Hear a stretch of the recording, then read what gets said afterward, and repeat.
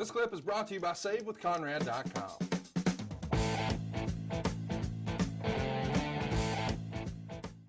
If you will. Then there's Team DX, which is Triple H, Shawn Michaels, the Hardy Boys, and CM Punk, which in hindsight is super interesting. The Hardy Boys had been around forever, arguably one of the more popular babyface teams in WWE history. Clearly, Shawn and Hunter are top of the food chain. They've sort of brought back DX here. But CM Punk, he's sort of the new kid. And the rumor and innuendo has always been that there were some issues with Triple H and CM Punk, that maybe Triple H didn't see CM Punk as a top guy or what have you.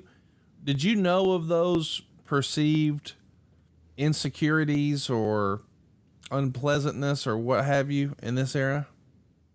I think from the day that Punk stepped into a WWE locker room, there was that perception from a lot of people until, Punk actually did it. And then even then, I think that there were still the doubters in that regard. But at this time, I don't think it was just Triple H. I think it was a lot of the old timers that viewed him that, what the hell is this guy?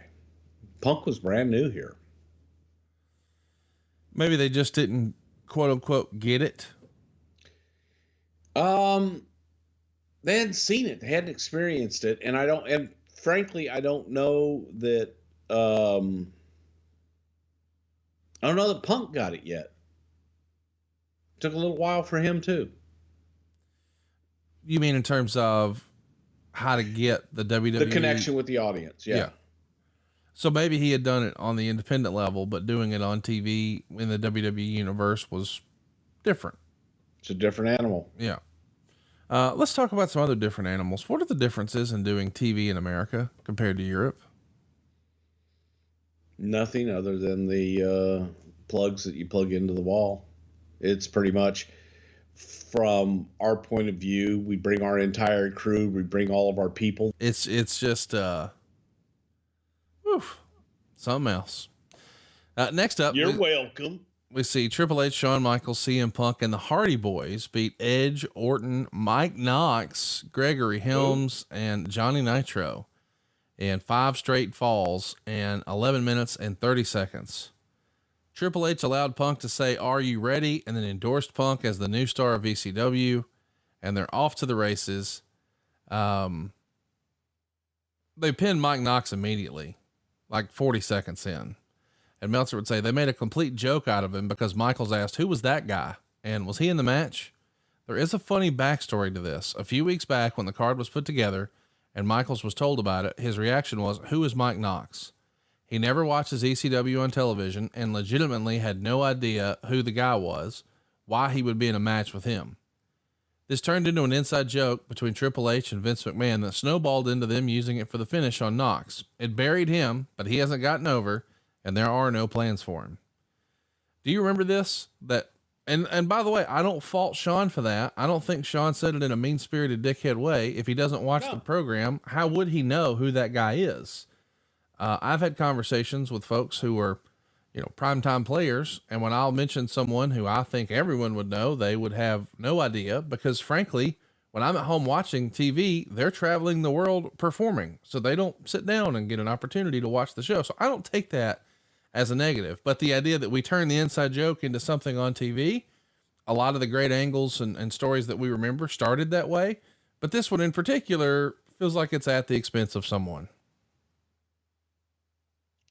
Again, I think that in storyline that pretty much everything's fair. And to that point, I think this is another unfortunate example of someone plugging for someone so much so that it's to their detriment.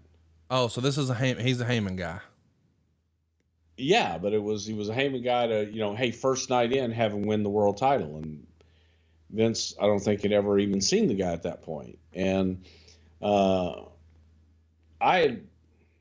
Well, I'm sure JR signed him and hired him. Oh, come on. I brought the guy in from California, from UPW, and Mike was a hard worker, a really, really good guy. But he just never, there wasn't a lot of personality there.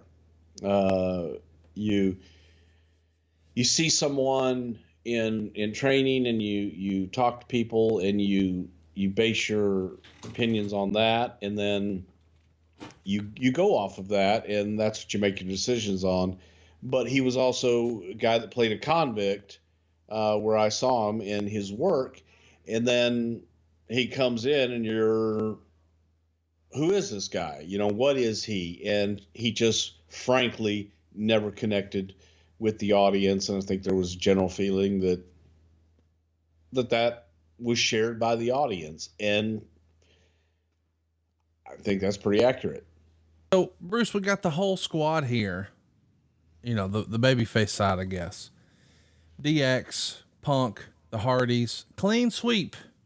Orton's the last man out, 2 3/4 stars, a super kick and a pedigree in combination gets him. What do you think of that? Just clean sweep on the babyface side. Well, shit happens sometimes. It's a happy day for the babyfaces. In hindsight, that's an interesting picture, is it not? Arm in arm, everybody raising everybody's hands. Hunter, Shawn, Punk, the Hardys. Yeah, pretty cool. Especially when you think of where we are today. There's a lot of promos going on with the Guerreros, Chavo and Vicky, and well, then there's Chris Benoit, and they're talking about Eddie's estate. What was the goal here? What story were we trying to tell, Bruce?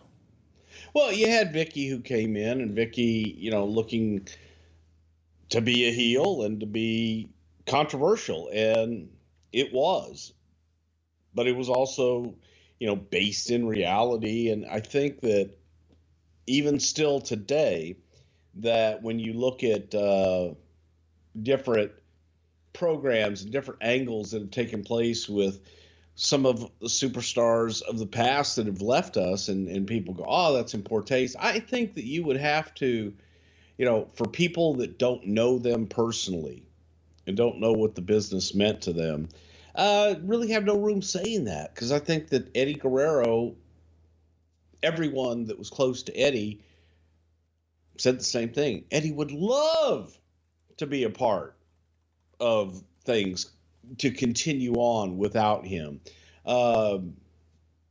So, you know, yeah, it was using Eddie to help get Vicky and Chavo over. And I think that Eddie would have definitely endorsed that. It's like, you know, when they did the deal with Paul Bearer and CM Punk and Undertaker.